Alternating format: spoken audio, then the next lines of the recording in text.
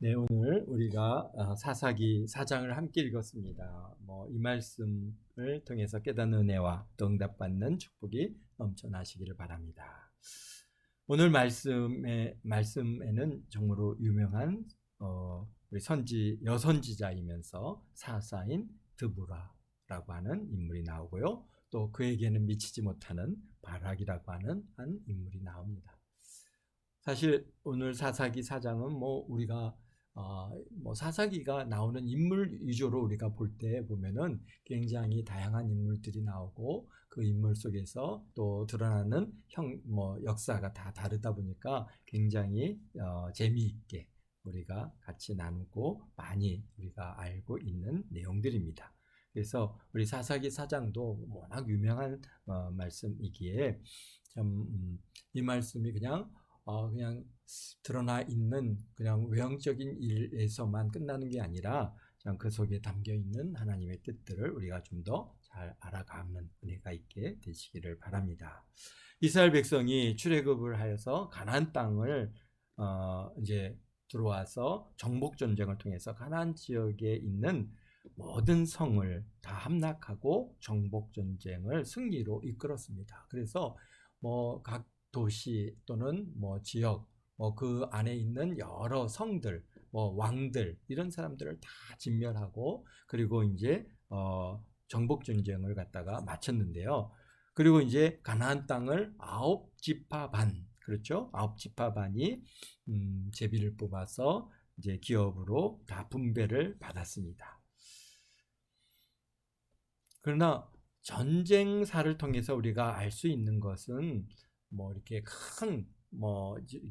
그렇게 큰 전쟁에서 이길 수는 있지만은 전쟁 이후에 남은 그러한 뭐라 그럴까요? 잔당이라고 할까요? 이 잔당들을 정리하는 데는 훨씬 더 긴 시간과 수고가 필요합니다. 그냥 서로 그냥 전선을 이루어서 막 싸워가지고 전쟁을 갖다가 이제 그쳤다고 하지만은 그러나 어딘가는 승리가 있고 어디가는 이제 패배가 있겠죠. 그런데 그리고 나서 사실은 이제 승리한 쪽이 패배한 지역을 갖다가 점령하고 그것을 갖다가 완전히 부속시키기까지는 굉장히 많은 시간이 필요하고 수고가 필요합니다. 만약에 이 잔당들을 토벌하지 못하면 시간이 지나면은 이제 그들이 뭐가 됩니까? 반군이 되어가지고 이제 정부를 갖다 위기로 몰아넣게 되는 것을 우리 현대 사회에서도 우리가 많이 볼 수 있죠. 특별히 우리 이제 중동 지역에서 그런 것들을 많이 볼 수 있는데요. 우리가 아프가니스탄, 그렇죠. 얼마나 오랫동안 싸웠습니까? 이 탈레반과의 전쟁이 한 20년 동안 미군과 탈레반 간의 그런 전쟁이고, 사실 아프가니스탄 정부군을 갖다가 미군이 도와서 탈레반을 갖다가 이제 석탕하는 그런 전쟁인데 20년 걸렸는데요. 결국은 그것을 갖다가 이기지 못했습니다. 결국 그래서 이제 미군이 재작년인가요? 다 철군을 했죠. 철군을 하고 나니까 정말 순식간에 아프가니스탄 정부군이 무너지고 탈레반이 전체 아프가니스탄을 갖다가 점령하는 것들을 우리가 보았습니다. 지금 많이 문제를 일으키고 있는 땅 중에 하나가 예멘인데요. 이게 원래 예멘이 남북으로 나눠져 있었던 그런 지역입니다. 그런데 이제 이 남북이 통일이 됐습니다. 1994년도에 통일이 되었는데, 근데 2015년도에, 그러니까 꽤 시간이 지나서 한 20년 정도 됐네요. 20년 만에 어떤 일이 있었냐면은 예멘 안에 반군이 발생했습니다. 후티 반군이라고 하는 반군이 이제 발생해서 정부군과 전쟁을 했다가 계속 2015년부터 계속해서 이게 전쟁을 갖다 하고 있는데, 결국은 후티 반군이 더 강력한 힘을 얻어서 북예멘 지역을 갖다가 장악하게 됐고, 그래서 지금도 남쪽은 정부군 예멘, 북쪽은 그다음 후티 반군이다라고 해서 그러한 이제 반군이 거기에서 장악을 하고 있는데, 그 후티 반군이 지금 아덴만을 중심으로 홍해로 들어가는 그 모든 입구를 갖다 딱 가로막고 뭐 그냥 이제 로켓을 발사하고 미사일을 발사해서 글로 상선들이 다닐 수 없는 그런 상황을 갖다가 지금 만들어져 있습니다. 그러니까 딱 장악을 하고 그 지역을 갖다가 완전히 부속시키는 일이 그렇게 만만한 일들이 아닙니다. 뭐 이처럼 이스라엘 백성이 가나안 땅에 있는 칠족속을 완전히 멸하라고 하신 그 이유 속에는 그 이스라엘 백성들의 후손들이 가나안 땅에서 정말 하나님의 뜻대로 하나님의 뜻을 쫓아서 평안을 누리면서 살게 하시고자 하는 그런 기본적인 하나님의 뜻이 있습니다. 그래야 하나님을 떠나지 않냐고 하나님의 뜻 안에서 살고 또 거기서 그 모든 칠족속을 하나도 남기지 않고 다 몰아내고 다 그들을 갖다 진멸하여 그 후손들이 그 땅에서 편안히 살 수가 있는데, 그런데 왜 그렇습니까? 그것을 정복해서 들어가서 싸워서 점령했기 때문에 그렇습니다. 그런데 이스라엘 백성들이 가나안 땅을 완전히 점령하고 나서는 오히려 가나안에 남아있는 가나안 백성들을 쫓아내지 않았어요. 또 그들을 멸하지 않았어요. 뭘로 했습니까? 종을 삼는다든지 노예를 삼아가지고 그들을 노역을 시키고 일꾼으로 삼았습니다. 그러면은 당시에는 참 좋죠. 당시에는 참 좋아요. 왜냐면은 이스라엘의 힘이 그때는 정복 전쟁을 통해서 강력했거든요. 그러니까 사실 가나안 그러한 이 칠족속들이 거기에서 이미 전쟁을 통해서 다 대부분 죽었기 때문에 이런 뭡니까 이런 군사력은 다 멸해졌기 때문에 어쩔 수 없이 이스라엘에 이제 순종을 하고 복종을 했죠. 그러니까 당시에는 좋은 것 같았지만 이제 시간이 지나면서 오히려 그들이 큰 부담이 돼서 돌아오게 된다고 하는 사실을 오늘 우리가 이제 사사기를 통해서 우리가 이렇게 배워가는데요. 그런 요즘에 참 많은 문제가 되는 지역 중에 하나가 뭐냐면 스웨덴입니다. 스웨덴이라고 하는 나라는 북유럽 복지국가 아닙니까? 그런데 이 스웨덴이 어떤 일이 있었냐면은 한 20년 동안 계속해서 이제 난민들, 이주민들을 다 받아들였습니다. 특별히 뭐 북아프리카라든지 아니면은 중동쪽 아프가니스탄이나 또는 뭐 시리아라든지 뭐 리비아라든지 이런 지역에서 발생하는 난민들을 갖다가 전부 다 굉장히 많은 숫자, 거의 인구의 한 지금 보니까 하여튼 200만 명 정도가 이제 200만 명 정도를 갖다가 받아들였습니다. 그런데 초기에 들어온 사람들은 어떠냐면은 그들이 이제 스웨덴에 들어와서 정착을 하니까 와 정말 난민으로 먹고 살 그럴 곳이 없고 언제 죽어도 뭐 정말 이게 죽을 수 있는 그런 위기에서 벗어나서 이제 살게 됐으니까 얼마나 감사합니까? 그래서 그 부모 세대들은 다 거기서 나름 아무 문제 없이 이제 살았는데, 그런데 그게 이제 거의 한 20년이 넘게 지나는 이 시점에 와서는 그 자녀들은 거기서 나서 자랐단 말이죠. 그러다 보니까 그들이 갖고 있는 정체성이 사실 나는 스웨덴 사람인데 같이 스웨덴 사람들하고 같이 어울렸더니 그게 어울려지지 않는 겁니다. 그러니까 그들이 이제 자꾸 벗어나서 뭐가 되냐면 하나의 폭력 집단이 돼서, 그래서 지금 스웨덴이 가장 큰 문제가 하여튼 이 스톡홀름에서 뭐 날마다 총기 사고에다가 폭탄 테러에다가 이런 일들이 그게 이제 뭐 테러를 가한 게 아니라 그 안에 있는 그 난민의 자녀들이 하나의 그러한 그 뭐 폭력 집단이 돼 갖고 서로 간에 세력 싸움을 하고 있습니다. 그러니까 막 마약에 폭력에 이런 것들이 아주 그냥 난무하고 어느 지역은 아예 그 폭력 집단이 그 한 지역을 다 장악해서 자기네들이 뭐 학교도 운영하고 뭐도 운영하고 자치구를 갖다 만들어서 그렇게 해 나가는 그런 상황이 됐다 보니까 굉장히 사회적으로 많은 문제가 있는 것을, 그러니까 통합을 시켜야 되는데 통합이 안 되면은 그런 문제가 생기죠. 이스라엘 백성들도 가나안 땅에 들어가서 사실 그 가나안 백성들을 다 멸하고 아니면은 그들을 갖다가 완전히 유대교로 통합을 시켜야 되는데, 우리가 잘 알듯이 신앙이라고 하는 게요, 강제적으로 주어진다고 해서 신앙인을 받아들여지는 것은 아니더라는 것이죠. 그러니까 그게 참 어려운 문제입니다. 우리가 현재도 앞으로 우리 대한민국도 이제 이주민들이 많아지고, 또 외국에서부터 이제 이제 뭐 아내를 얻는다든지 남편을 얻어서 가정을 이루는 가족들이 많이 있는데, 이들이 참 대한민국 안에 들어와서 대한민국의 사람으로 이렇게 완전히 좀 통합이 돼야 되는데, 통합되지 않을 때는 그 안에서 갈등들이 이제 계속 발생을 하게 되고요.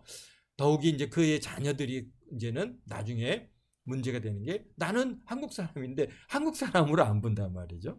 그러니까 너 뭐 필리핀이냐 뭐 어디냐 막 이런 식으로, 아무래도 이제 생김새가 좀 한국 사람하고 좀 다르다 보니까, 그러니까 그 아이들이 거기에서 갖는 갈등, 그런 또 모슬렘 지역에서 지난번에도 얘기했듯이 들어와서 아내들이 자녀들을 모슬렘화 시켜서 이 대한민국에 자꾸 이제 모슬렘 세력들이 더 많아지는 이런 문제, 그러다 보니까 사회적으로 갈등이 생깁니다. 지금 가나안에 들어와 있는 이스라엘 백성들이 벌써 정복 전쟁을 마치고 한 150년 정도가 됐습니다. 이 사장에 들어왔을 때 150년이라고 하는 시간 동안에 참 그들을 갖다가 완전히 일꾼으로 삼았던 그 사람들이라 할지라도 다 그들을 유대인들로 만들든지 완전히 그런 통합의 과정들을 겪어야 되는데 그러지 못한 것이죠. 그러다 보니까 결국은 이제 여러 가지 문제들이 발생을 하게 됐는데요. 여기 보니까 예후가 죽으니 이스라엘 자손이 또 여호와의 목전에 악을 행하며, 그러니까 사실 가나안 사람들을 유대인으로 만들고 유대교로 이렇게 교화를 시켜야 되는데, 그러지 못하고 지금 유대인들이 그 가나안 사람들의 종교를 쫓아 행한단 말이죠. 바알을 숭배하고 아세라 목상을 갖다가 숭배하고, 왜 그렇죠? 지난 시간에도 얘기했듯이 그들이 보니까 자기네들에게 더 유익하게 느껴지는 겁니다. 바알을 숭배하는 게 더 유익하게 느껴진다. 거기에 뭔가 기술이 있고 능력이 있고 거기에 뭔가 더 내가 가진 것보다 유익한 것 같으니까 사람들이 자꾸 글로 몰려가는 것이죠. 근데 하나님께서 그렇게 하지 말라 했는데, 결국은 우리가 이 사람의 그런 그 죄의 본성이요, 자꾸 내 유익만을 쫓아서 자꾸 육신의 일들이죠. 육신의 유익을 쫓아서 영적인 것들을 버리기가 굉장히 참 이렇게 쉬운 것들을 이렇게 보면서 참 마음 아픈 일이죠. 그렇습니다. 그러니까 지금 이스라엘도 가나안 족속을 완전히 진멸하지 못하고 또 안 하고 150년 정도의 시간이 지났습니다. 그러자 이스라엘 땅 안에는 엄청난 변화가 오기 시작했는데요. 뭐냐면 불순종의 결과가 시간이 지날수록 그 효과는 커질 수밖에 없었다는 것입니다. 여호수아가 죽고 그와 함께 했던 세대가 모두 죽고 다른 세대, 바로 이스라엘의 다른 세대가 이스라엘의 주요 리더가 된 다음부터 하나님의 뜻을 떠나서 가나안 족속들과 혼인하고 그들의 신들의 바알과 아세라를 갖다가 섬겼습니다. 결국은 여호와의 진노가 임해서 메소포타미아 왕 구스리사다임을 통해서 참 고난을 가했죠. 그래서 8년 동안 그들이 고통을 당하니까 이스라엘 백성들이 회개하고 여호와께 부르짖으니까 구원자 곧 사사인 운니엘을 갖다 보내주셨고, 그래서 이스라엘을 구원하신 다음에 40년 동안을 평안했습니다. 40년이면 또 한 세대가 지났잖아요. 그러니까 또 그리고 그 다음에 운니엘이 죽고 나니까 다시 이스라엘 백성들이 다시 여호와의 목전에 또 악을 행하더라는 겁니다. 그러니까 이번에는 이제 모압 왕 에글론을 갖다가 강성하게 해서요, 이 에글론을 갖다가 어떻게 했습니까? 이스라엘 땅 한가운데까지 딱 들어오게 해서 그들이 이스라엘을 갖다가 이제 막 고통을 가합니다. 그것도 18년 동안 그렇게 고통을 가하게 하니까 이제 그때서야 이스라엘 백성들이 회개하고 부르짖으니까 또 구원자 사사 예후를 갖다가 세우셔서 사사를 세워서 이스라엘을 구원하셨습니다. 그리고 어떻게 했습니까? 80년 동안 평온함을 주셨습니다. 그 80년이요, 꽤 긴 시간이 있더라고요. 그러니까 정말 이 전에 자, 하나님께서 좀 이렇게 은혜를 주셨다라고 하는 그러한 일들을 갖다가 우리가 후때 그 다음 때로까지 이어간다는 게 이게 결코 사람의 능력으로 되어지는 게 아니다라는 것을 봅니다. 그래서 결국 오늘 본문의 1절에 보니까 예후가 죽고 이스라엘 자손이 또 여호와의 목전에 악을 행하매. 왜 그럴까요? 참 하나님 뜻대로 살았으면 좋겠는데 계속해서 범죄합니다. 계속해서. 지금 이 사사기는 오늘을 살아가고 있는 우리 그리스도인들의 모습이다라고 하는 것을 우리가 우리 처음 시작하면서 함께 나눴던 것처럼 사실 우리가 은혜를 받고 하나님의 뜻대로 평생 참 변함없이 오직 주 예수님만을 붙들고 살아갈 수 있을 것 같은데 그러지 않다는 거죠. 범죄하고 또 회개하고 또 돌아서 회개하면 하나님께서 은혜 주셔서 또 편안함을 갖다 살다가 또 이제 어느 정도 시간이 지나면 또 범죄하고 이런 일들이 계속 반복되어지고 있는 것들을 보게 되는데요. 바로 이스라엘 백성들의 모습이나 우리의 모습이나 큰 차이가 없습니다. 그런데 참 놀라운 것은 이제 80년의 평화 시대는 결국 이스라엘 자손들이 세대가 바뀌면서 앞선 부모의 신앙을 갖다 이어받지 못했더라는 것이죠. 부모님들은 아마 자녀들에게 하나님께서 행하신 일들에 대해서 특히 예후를 통해서 행하신 일에 대해서 아마 많이 전했을 것입니다. 정말 그들은 누누이 들었지만 그러나 그 들은 것이 그들에게 믿음으로 오지 않더라는 것이죠. 그래서 여기서 인간의 나약함과 우리 안에 있는 죄성이 얼마나 끈질기게 우리를 죄 가운데를 끌고 가는가라고 하는 것을 보여주고 있습니다.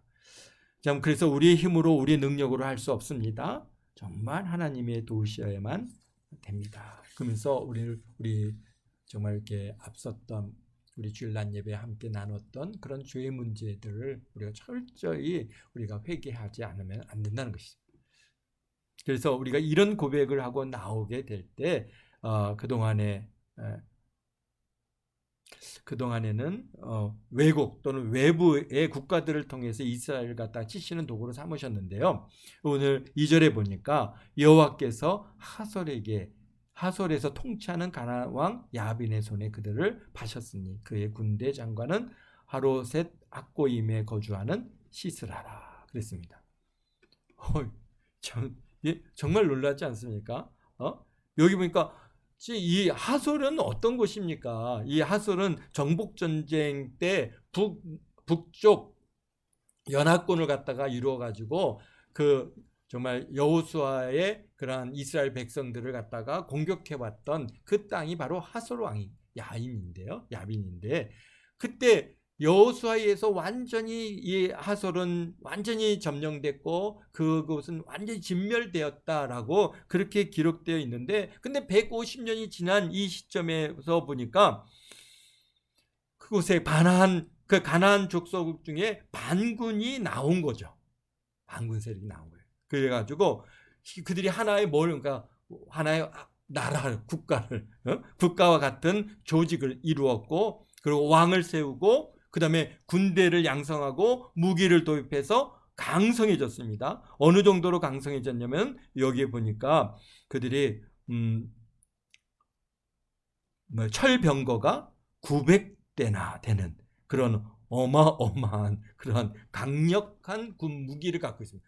그 당시 철병거가 오늘날로 따지면은 전차죠. 전차와 같은 정말 이 사람 맨몸으로 대항할 수 없는 그런 강력한 무기가 철군만인데요. 이런 철병거가 900승이나 있을 정도로 여기 보니까 3절에 야빈 왕은 철병거 900대가 있어 20년 동안 이스라엘 자손을 심히 학대했다. 그렇죠? 하솔은 어떤 곳이냐면은 여호수아가 정복 전쟁을 치를 때 가나안 족속 북쪽 연합군의 중심이었던 그 하솔 왕 야빈이었는데요. 당시 여호수아가 하솔을 갖다가 진멸하고 불로 태웠습니다. 그런 하솔이 다시 강성해졌어요. 지금은 철병거 900대여 군대 장관이 시스라를 둘 정도로 강성해졌어요. 그들이 20년 동안 이스라엘 백성을 심히 학대했다라고 기록하고 있습니다. 그러니까 이젠 외부에서 들어오는 학대가 아니라 이제 가나안 내부에서 학대자를 세우시는 거예요, 하나님께서. 그래서 자, 이스라엘에 의해서 하솔과 그의 가나안 족속이 좀 어떻겠습니까? 전쟁을 통해서 진멸을 당하고 정말 그 엄청난, 나름 그들의 입장에서 볼 때는 학대를 당하지 않았습니까? 그러니 이 가나안 족속들이 이제 이스라엘 백성을 갖다가 자손을 대할 때 어떻겠습니까? 응? 지금 최근에 우리 하마스가 이스라엘을 갖다가 점령해서 하룻밤 사이에 1000명이 넘는 사람들을 갖다 죽이는데, 정말 뭐라 그럴까요? 정말, 야, 어떻게 사람이 이럴 수 있을까? 갓난 아기들을 갖다 다 목을 쳐서 죽이고, 정말 우리 상상할 수 없는 그런 악행을 행하는데, 그런데 그런 것이 우리가 볼 때는 그런데 하마스 입장에서는 이놈들 말이야, 이거 우리를 갖다가 우리에게 고통을 준 이스라엘 이 유대인들을 갖다 하나도 남겨놓지 않겠다. 그러면서 갓난 아기조차도 그 자비가 없습니다. 그냥 다 죽이는 겁니다. 그렇다 보니까 당시에 하솔 이 가나안 족속의 입장에서는 우리를 고통을 간 이 이스라엘 백성, 이스라엘 이 족속들을 그냥 죽이는데 자비가 있었겠습니까? 그러니까 여기에 뭐라고 합니까? 학대를 당했다 그랬습니다. 그러니까 힘이 굉장히 큰 고통을 당하는 것이죠. 이스라엘 자손이 그제서야 어떻게 합니까? 여호와께 부르짖습니다. 회개하고 부르짖는 기도를 또 우리 하나님께서는 외면치 않으십니다. 참 이게 은혜죠. 네. 그리고는 사사 드보라를 세우시고, 여기 보니까 사사 드보라는 여성인데요. 그는 어디에 머물러 있냐면은, 여자 선지자 드보라는 이스라엘 사사가 되었는데, 5절에 그는 에브라임 산지 라마와 베델 사이에 드보라의 종려나무 아래에 거주하였고, 이스라엘 자손은 그에게 나가 재판을 받았다라 했습니다. 그러니까 에브라임 산지에 있어요. 에브라임 산지는 어디냐면요, 우리가 지난 정복 전쟁을 마치고 이제 지파별로 땅을 나누는 과정을 우리가 보았죠. 에브라임 산지는 유다 지파의 바로 위에 붙어 있는 그러한 지역이 에브라임 산지입니다.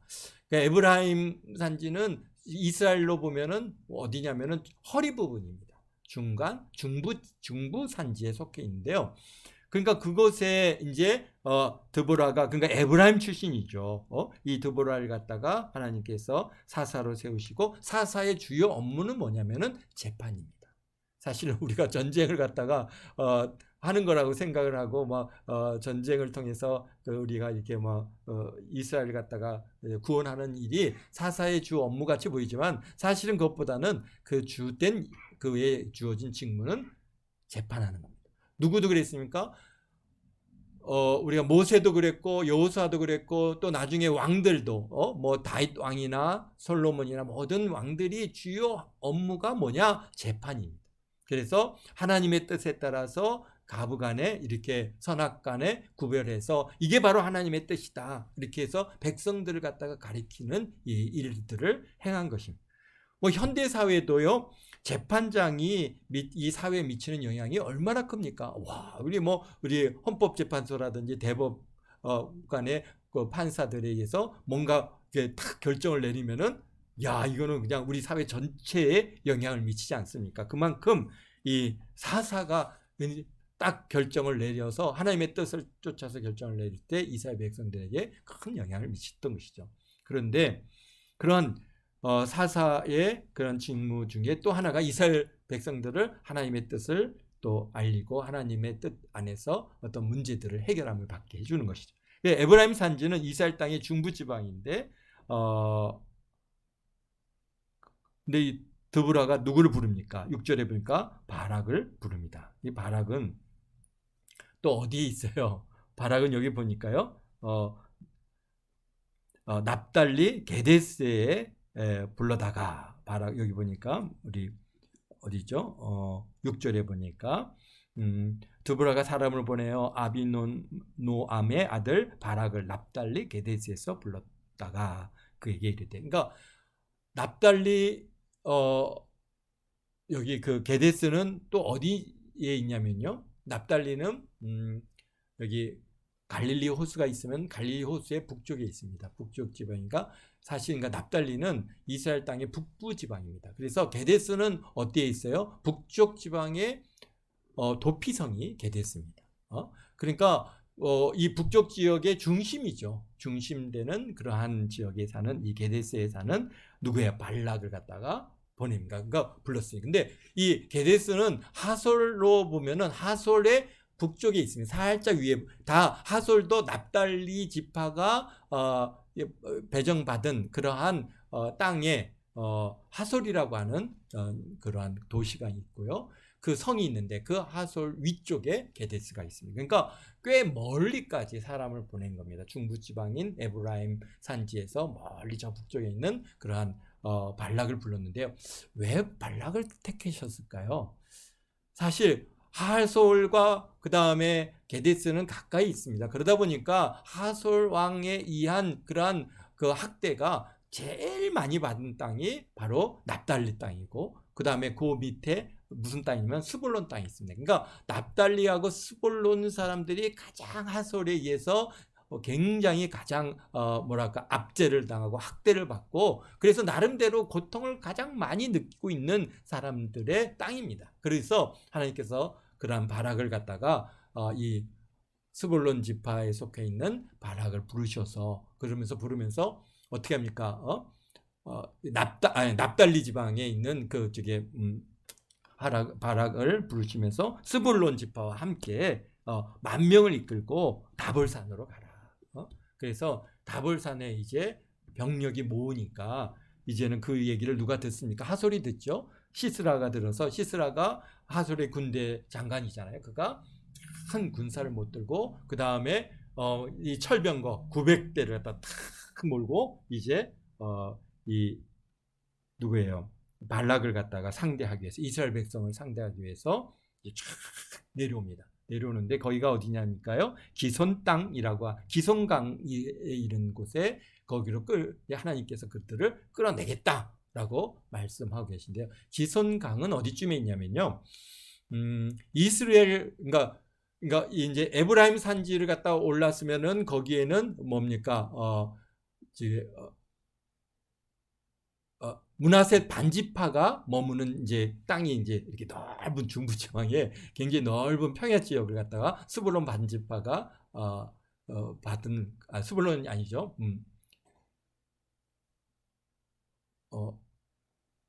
잠깐만요. 거기가 므낫세 반지파가 받은 그 땅이 이제 거기 있는데요. 그 므낫세 반지파의 그 에브라임 이스라엘 평지에 그 가로질러서 흐르는 강이 이제 기손강인데, 이 기손강은 어디에 있냐면은 사실 그러니까 이제 여기에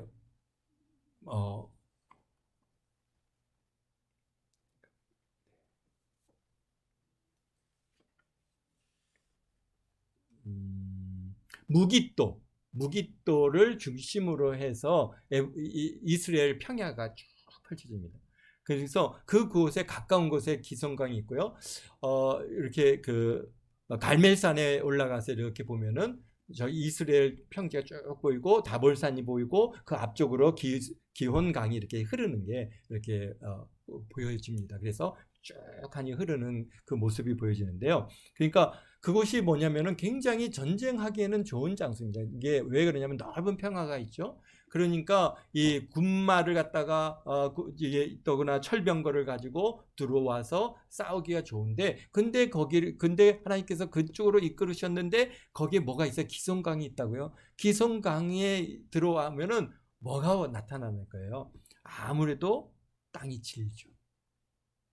그래서 비가 오고 이제 이게 땅이 질어지면은 사실 철병거는요, 사실 아무짝에도 못 씁니다. 지금도 탱크가 어마어마한 탱크들이 막 그 우리 우크라이나 전쟁, 러시아 전쟁에서 탱크들이 막 하다가 지금 뭐 봄철이나 가을철에는 그 우크라이나 땅이 진흙 땅으로 바뀌면서 그냥 탱크가 그냥 진흙 속으로 들어갑니다. 그러니까 꼼짝을 못 하는 거예요. 그러니까 그냥 그 아무런 쓸모가 없어갖고 뭐 트랙터로 끌기도 하고 뭘로 끌기도 하고 안 되니까 그냥 버리고 도망가고 그런 일들이 지금도 있거든요. 그러니 지금 이 기손당에 기송강 쪽으로 여호와 하나님께서 이 하솔의 시스라의 군대를 갖다가 다 병거를 타고 왔는데 이제 결국은 하나님께서 이 누구야 바락과 더불어 전쟁을 갖다가 딱 부딪혀서 이제 싸움이 났는데 철병거가 어땠어요? 아무 쓸모가 없는 거예요. 그래갖고 어떻게 합니까? 시스락이 그 병거에서 내려서 발로 걸어가지고 도망을 가는 일이 발생하게 된 이유 중에 하나는 물론 그곳에서 하나님께서 그들을 혼돈케 하는 일들이 있었지만은 그러나 그 혼돈 속에 왜 병거를 갖다 버리고 갔느냐? 거기가 움직이지 못하는 거죠. 완전히 진흙으로 빠져 들어간 겁니다. 어쨌든 간 그렇습니다. 그런데 바락을 보고 너 가서 이제 하솔 왕 그 시스라와 더불어 싸우라 그랬더니 여호와 하나님께서 너희 손에 붙여주셨다라고 그렇게 드보라가 이제 바락에게 얘기하니까 바락이 뭐라고 합니까? 우리 8절에 바락이 그에게 이르되 만일 당신이 나와 함께 가면 내가 가려니와 만일 당신이 나와 함께 가지 아니하면 나도 가지 아니하겠노라 하니 그렇습니다. 그러니까 드보라 당신이 가면은 나는 가고 당신이 안 가면은 나는 안 가겠습니다. 아니 이게 무슨 일입니까? 그러니까 참 우리가 이게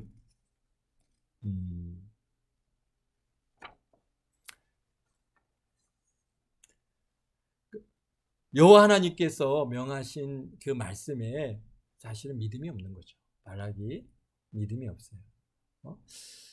그러니까 눈에 보이는 사람은 의지가 되니까 내가 이 사람은 의지하는 것이지 여호와를 의지하는 것이 아니라는 것이죠.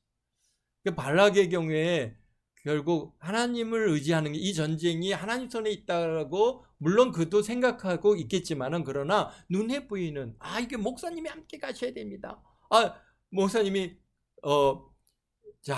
하나님께 축복기도 해주고 자 가십시오 그랬는데 아닙니다. 목사님이 같이 가시. 목사가 무슨 능력이 있습니까? 여호와 하나님 주님께서 함께 하시는 것 주님이 능력이 있으신 것이지. 그런데 목사님 꼭 같이 가셔야 됩니다 하면서 목사를 끌고 가는 그런 격인 거죠. 지금 그러니까 결국은 이 바락이 믿음이 없습니다.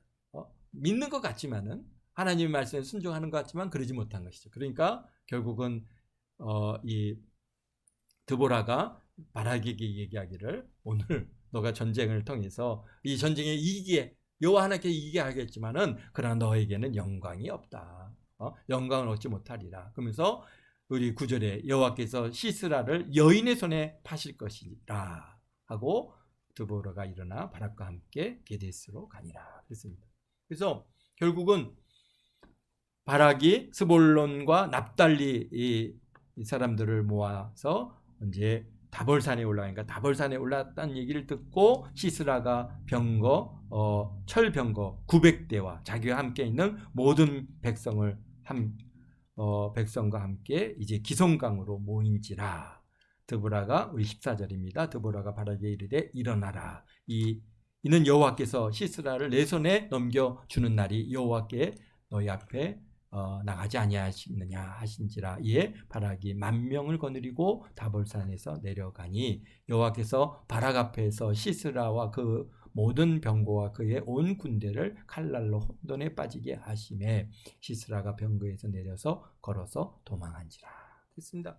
도망을 하는데 어디로 도망하냐? 바로 하로셋 학고임 자기가 사는 집 근처로 도망을 갑니다. 그러니까 사실 이제 북쪽으로 막 도망을 간 거죠. 걸어서 막 열심히 걸어갔습니다. 그러니까 그 거리가 수십 킬로가 되니까 상당히 피곤한 그러한 시간이 있고, 근데 어디까지 갔어요? 거의 게데스 근처까지 갔어요. 거기에 누가 있었습니까? 게슨 사람 17절에 보니까 시스라가 걸어서 도망하여 겐 사람 하벨의 아내 야엘의 장막에 이르니 이는 하솔 왕 야빈과 겐 사람 하벨의 집 사이에는 화평이 있은지라. 그러니까 하솔 왕한테 성으로 들어가지 못하고 여기 지금 어디로 간 거예요? 그와 화평을 맺고 있는 그러한 겐 사람 집으로 도망을 갔습니다. 근데 이 겐 사람, 야엘이 딱 나가서 시스라를 영접합니다. 주여, 나의 주에 들어오시옵소서, 내게로 들어오셔서 두려워하지 마시옵소서 하며 그가 그의 장막에 들어가니 야엘이 그를 갖다 이불로 딱 덮어줍니다. 그러니까 목마르다, 좀 마실 걸 달라 그랬더니 뭘 줍니까? 우유를 주죠. 근데 사실 그냥 뭐 우리가 지금 먹는 이런 우유가 아니라 사실은 이제 그들이 이렇게 푸대에 이렇게 우유 푸대에 이렇게 넣어 놓으면은 어떻게 되겠습니까? 발효가 되죠. 발효가 되니까 뭐 시트루털텀 아마 여러 가지 다양한 맛이 나겠지만은 그 발효가 된 것들이 약간 알코올 성분도 있게 될 거예요. 그다음에 우리가 저녁 때 잠이 잘 안 오면 뭘 먹으라고 얘기합니까? 우유 한 잔을 마시면은 잠을 잘 잘 수 있다. 왜? 신경 안정 기능이 있습니다. 우유가.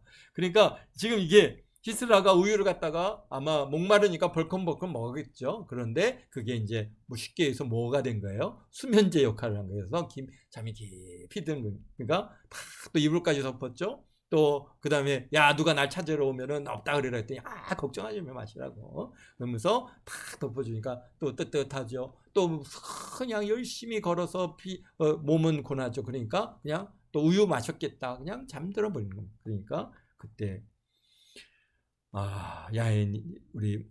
야엘이 기둥을 갖고 들어와서 머리를 관자놀 요 부분이죠. 관자놀 갖다가 이게 장막 기둥으로 그냥 방매이를 치어가지고 말뚝이 그 관자놀이를 갖다가 박히니 그냥 거기서 즉사를 하고 말았습니다. 결국은 그 큰 전쟁에 시스라를 갖다가 어떻게 합니까? 죽인 사람은 이 야엘이라고 하는 여인이 손에 의해서 죽은 것이죠. 그래서 이 역사, 이 정말 이 성경이 기록 역사 내내 바락은 아무것도 한 게 없는 것 같아요. 그냥 뭐 사람 모아가지고 전쟁을 했지만은 실질적으로 이 정말 하솔의 군대 장관이었던 시스라를 죽인 사람은 야엘 여인이다라고 하는 것을 기록으로 남기게 되어졌습니다.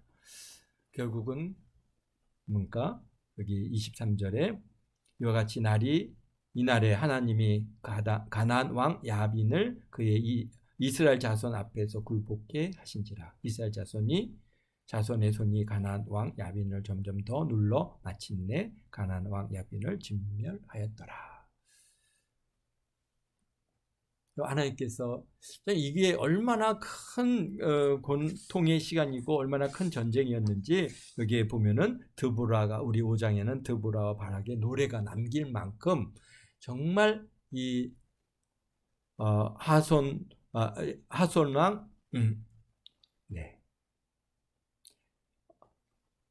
가나안 왕 야빈이 얼마나 이 이스라엘 백성들을 학대했고 큰 고통을 가했는지에 대해서 우리가 알 수 있습니다. 오늘 우리도 참 이렇게 살아가면서 여러분을 고난을 가하고 어려움을 주는 사람들 왜 이런 고난이 올까? 먼저 우리 자신을 돌아봐야 되는 것이죠. 막 저 사람 저 나쁜 사람 정말 야빈과 같이 저 나쁜 놈 이렇게 할 게 아니라 혹여나 우리에게 하나님 뜻대로 살지 못하는 것들이 있지 않는가? 우리가 그렇게 하나님 뜻대로 살지 못할 때 자꾸 누구를 세우는 거예요? 지금 우리를 고통을 가하는 그러한 인물들을 갖다가 지금 이 사사기를 통해서 세우는 것을 보지 않습니까? 그래서 우리에게 고난을 줘요. 고난을 줌으로써 우리가 영이 깨어나잖아요. 어려움을 당하니까 영이 깨어나면서 그때 하나님 앞에 부르짖어 기도하게 되고 하나님의 눈물로 기도하게 되고 그럴 때 하나님께서 우리의 기도를 받으시고 또 그 우리를 학대하거나 우리를 고통을 가하는 사람들 우리 문제들을 또 해결해 주심으로써 우리가 정말 믿음 안에서 평안을 누리고 그렇게 살아가고 있는 우리들인 줄로 압니다. 여러분들 지금 혹여나 이런 고난이 있고 어려움이 있습니까? 그러면 먼저 내가 하나님 뜻대로 살지 못한 것은 혹여나 있지 않나. 첫 번째 그것을 우리가 찾아봐야 되겠죠. 그래서 우리가 그런 것들이 발견이 되면은 빨리 철저하게 회개해야죠. 하나님 앞에 부르짖어 간구하고 기도할 때 이제 하나님께서 돕는 천사를 붙여주셔요. 여기 보니까 사사를 붙여주시는 것처럼 하나님께서 우리에게 돕는 천사를 붙여주셔서 그 문제를 갖다가 일거에 그냥 싹 해결해 주시고 우리를 하나님께서 또 머리로 세워 주시고 우리 문제를 갖다가 해결받아서 참으로 평강을 누리면서 살 수 있도록 우리 하나님께서 우리에게 은혜를 베푸시는 그런 삶을 그래서 하나님 정말 살아계시군요. 정말 하나님께서 저를 정말 사랑하시는군요. 우리가 그 하나님의 사랑을 경험하며 우리 믿음이 한 단계 더 성장하게 되어지는 그런 은혜가 있게 되어질 줄로 믿습니다. 기도하겠습니다. 거룩하신 아버지 하나님, 참 우리 이스라엘 백성이 가나안 하솔의 그러한 하솔 왕 야빈의 그런 압제로부터 큰 고통을 당하고 어려움을 겪는 것들을 통해서 하나님의 살아계심을 다시 경험하고 하나님의 도우심을 아버지 하나님 경험하여 믿음 안에서 하나님을 찬양하고 하나님께 영광 돌리는 그런 귀한 은혜를 우리가 보옵니다. 우리도 이 땅에 살아가면서 참으로 아버지 하나님 주님 뜻 안에서 형통함을 얻고 은혜를 얻고 참 아버지 영혼이 잘된 같이 범사가 잘되고 강건하며 참으로 아버지 하나님 하는 일마다 잘 되어지는 그런 은혜의 삶을 살아야 하는데 그러지 못하고 고난이 오고 어려움이 온다면은 우리 자신을 우리가 돌아보며 혹여나 주님 앞에 불의하거나 불충한 것은 없나 우리 자신을 돌아보고 아버지 철저히 회개하고 하나님의 뜻을 쫓아 나갈 때 그 문제들의 해결을 받고 하나님의 살아계심을 경험하게 되어질 줄로 믿습니다. 우리 또 함께 모든 성도님들 참으로 이 한 주간에도 그런 하나님의 살아계심을 경험하며 참 우리 안에 있는 무엇보다도 죄의 문제들을 철저히 회개하고 성결함을 얻어가는 그런 그래서 하나님 앞에 우리의 삶이 영화롭게 되고 하나님 앞에 인정받고 하나님께서 우리를 머리로 세우시고 잘 되어지는 영혼이 잘된 같이 범사가 잘 되어지는 그런 귀한 은혜의 삶 다 살아가는 한 주간 되도록 주님 축복하시니 감사합니다. 아버지 하나님 우리도 함께 성도님들 마음에 소원하는 것들이 있습니다. 주님께서 아버지 하나님 응답해 주시고 또 아버지 하나님 우리 앞에 놓여있는 여러 가지 어려움들이 있습니다. 주님께서 그 모든 문제들마다 아버지 하나님의 돕는 천사를 보내주시고 아버지 문제 해결자들을 보내주셔서 아버지 하나님 참으로 아버지 하나님이여 참 모든 형통함을 얻고 아버지 하나님 해결함을 얻어가는 그런 귀한 은혜의 시간들 다 되도록 축복하시니 감사하며 예수님의 이름으로 기도합나이다. 아멘.